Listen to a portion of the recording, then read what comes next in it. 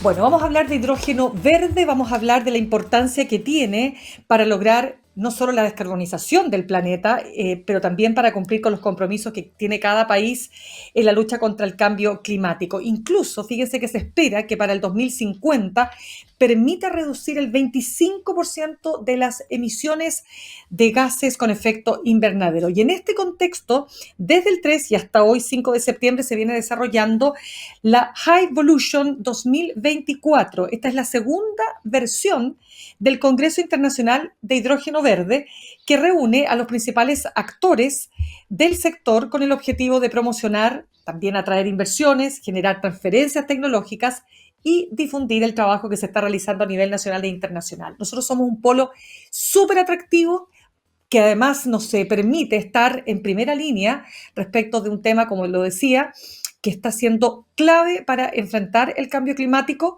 y cuáles son entonces las perspectivas que se plantean para Chile. Se lo vamos a preguntar a nuestro siguiente entrevistado. Él es el director ejecutivo de H2 Chile.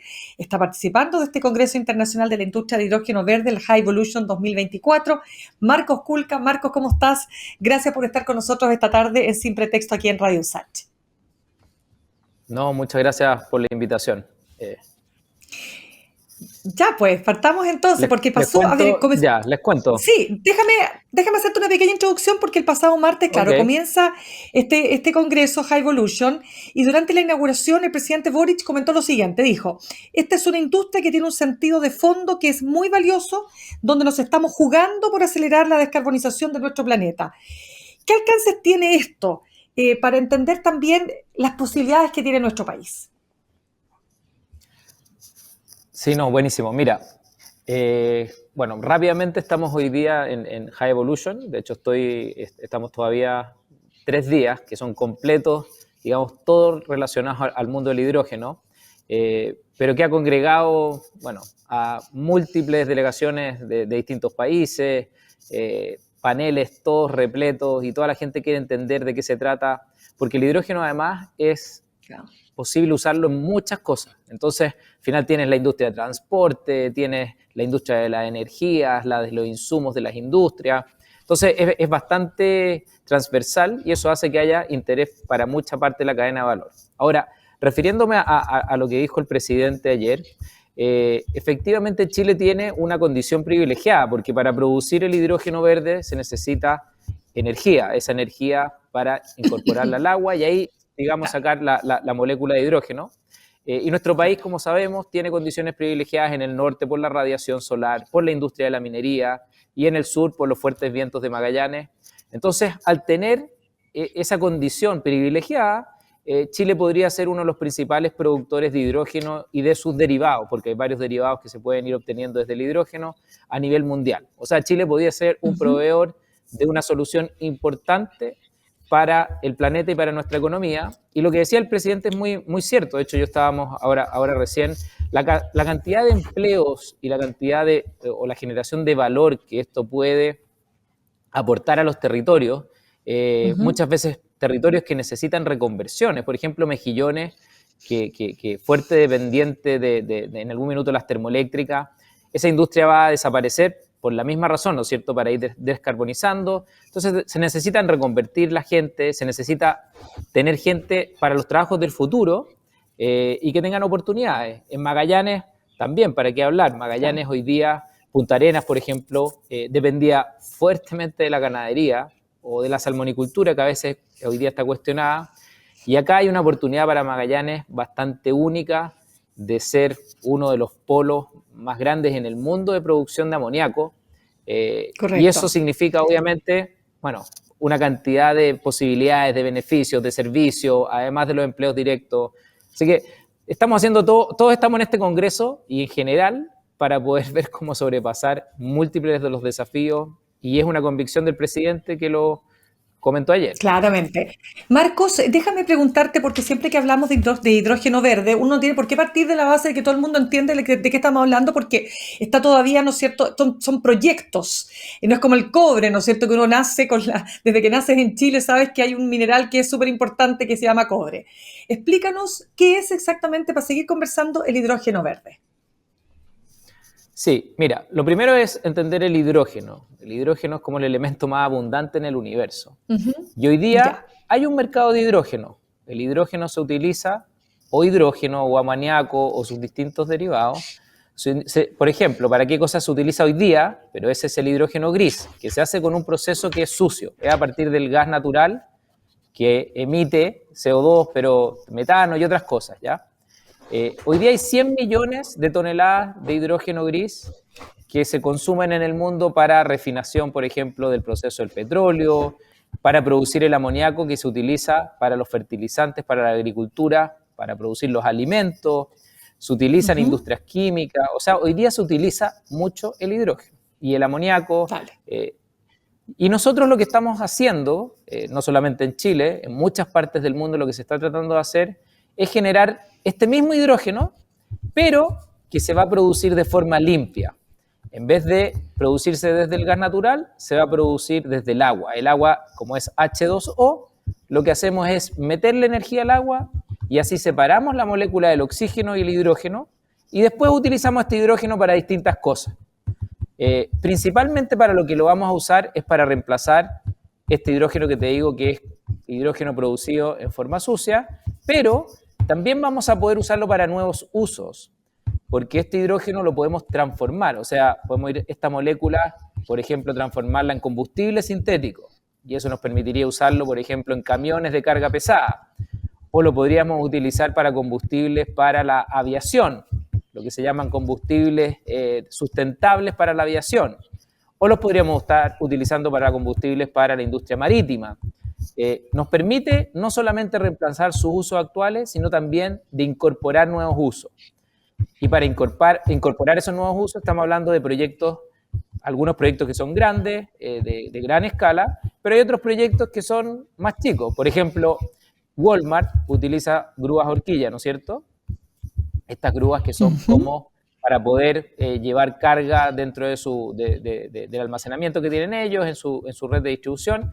Y hoy día ellos tienen, por ejemplo, grúas horquilla que usan hidrógeno. Entonces, en vez de tener que estar cargándola muchas veces, como es la eléctrica, o esperando mucho rato para que éstas se carguen, el hidrógeno se carga en 5 minutos y tú puedes tener andando una grúa, no sé, 8 o 9 horas. Entonces, es mucho más productivo para los trabajadores, es más eficiente, ganan horas extra, en fin, productividad. Y ahí hay casos, por ejemplo, que son interesantes de ver. Lo mismo pasaría, por ejemplo, con un camión de carga pesada. Recordemos que Chile tiene todo el tiempo, nosotros que nos desplazamos, ¿no es cierto?, por las distintas rutas, vemos a los camiones, podríamos tener camiones que se cargan con hidrógeno y tienen mucha más autonomía. Entonces pueden recorrer grandes kilómetros y lo único que van a emitir esos autos, si es que son con celdas de combustible e hidrógeno, es vapor de agua, en vez de estar emitiendo CO2. Increíble. Y en Ya, eso ese es un estamos. punto súper importante. Marcos, ¿y por qué Chile es un polo de atracción? Porque tú dices que el hidrógeno hay en otras partes del mundo. ¿Qué hace que Chile sea, en este caso, un polo de atracción en hidrógeno verde?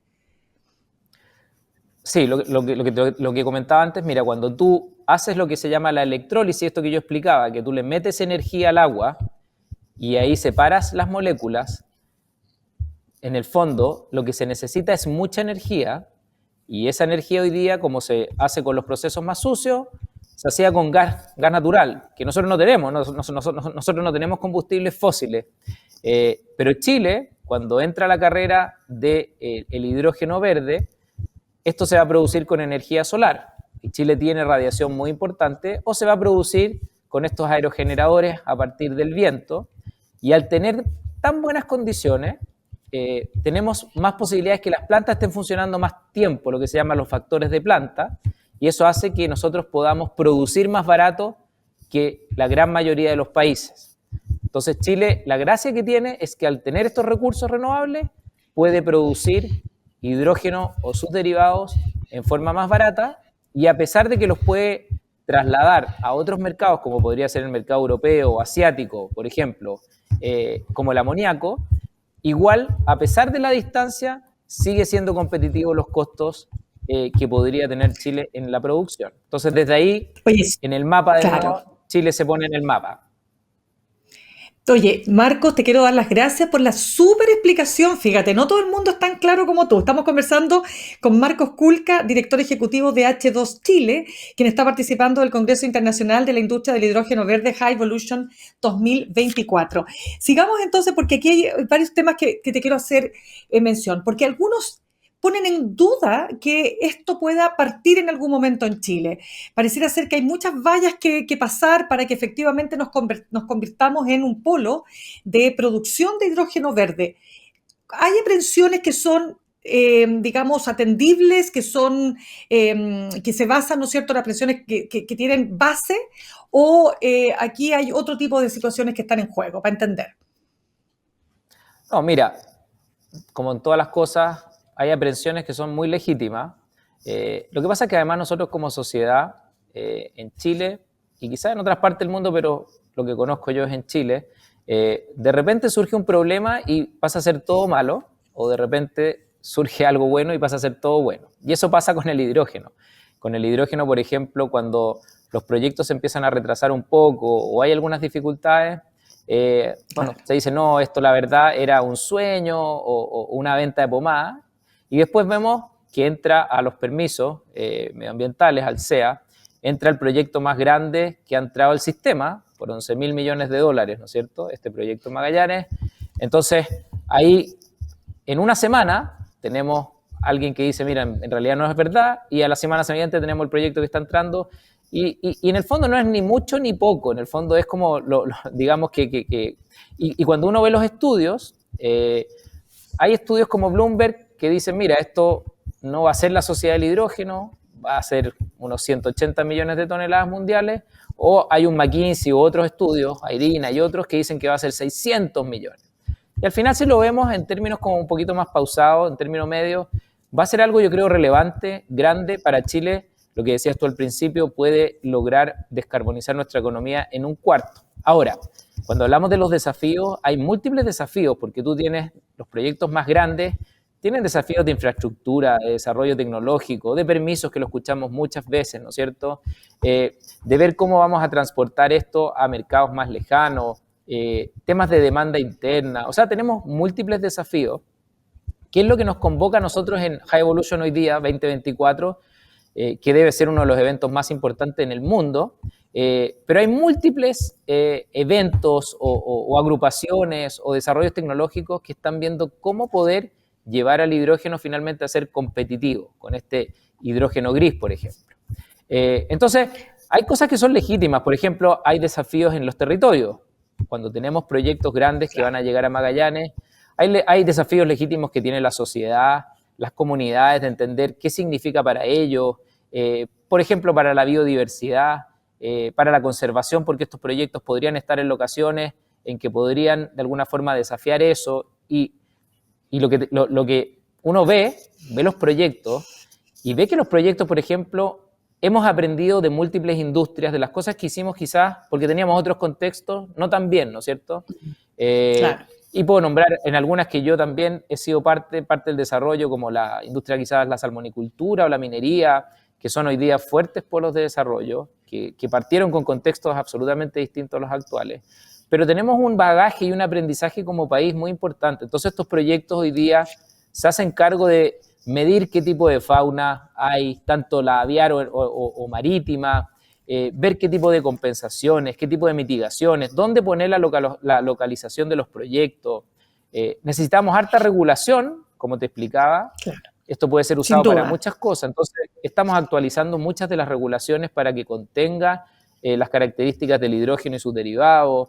Infraestructura compartida. Necesitamos desalación, puertos, muchas cosas. Entonces, no, a la pregunta claro. si esto va a ser real o no, estamos todos los que creemos, y yo creo siempre en este nuevo futuro, y esto es una propuesta de valor que descontamina, que genera empleo, que nos da una independencia de energía, tiene cosas muy buenas. Entonces hay que hacer todos los esfuerzos posibles para que esto resulte, porque además, lo veíamos acá, es una oportunidad para la generación de empleo, para las generaciones futuras. Acá tuvimos algo muy, muy bonito que se llama el Grand Prix, que son estudiantes de segundo medio que construyeron autos a celdas de combustible de hidrógeno, y compiten en carreras que son globales, y los que ganan, por ejemplo, se van a Estados Unidos a competir por el país, y ahí tú ves que no solamente aprenden, porque aprenden in situ, ¿no es cierto?, con proyectos, tienen que construir sus propios autos, tiene todo el tema de los valores de equipo, pero además los estamos formando para este futuro, porque esta industria tiene expectativas de generación, no sé, hay escenarios de 100.000 empleos en próximas décadas. Entonces, es muy importante para que todos nos pongamos, y el presidente lo decía, a tono en generar y desarrollar esta industria por los beneficios que al final trae en los territorios y a la sociedad. Ese es el último Oye, fin. qué interesante. Claro. Sí, Marcos, es que quiero entrar ahí en un punto porque lo hablaba hoy día con el sociólogo Alberto Mayol en una entrevista donde precisamente él analizaba el cómo temas como el hidrógeno verde nos están empujando hacia un nuevo modelo de desarrollo, entendiendo que el actual ya también está, algunos dicen, agotado, ¿no? Estoy hablando del modelo de desarrollo para nuestro país, para Chile. ¿De qué manera el hidrógeno verde puede aportar entonces, dentro de todo lo que tú has visualizado, las expectativas que se abren y pensando en que estas barreras se van a poder sortear?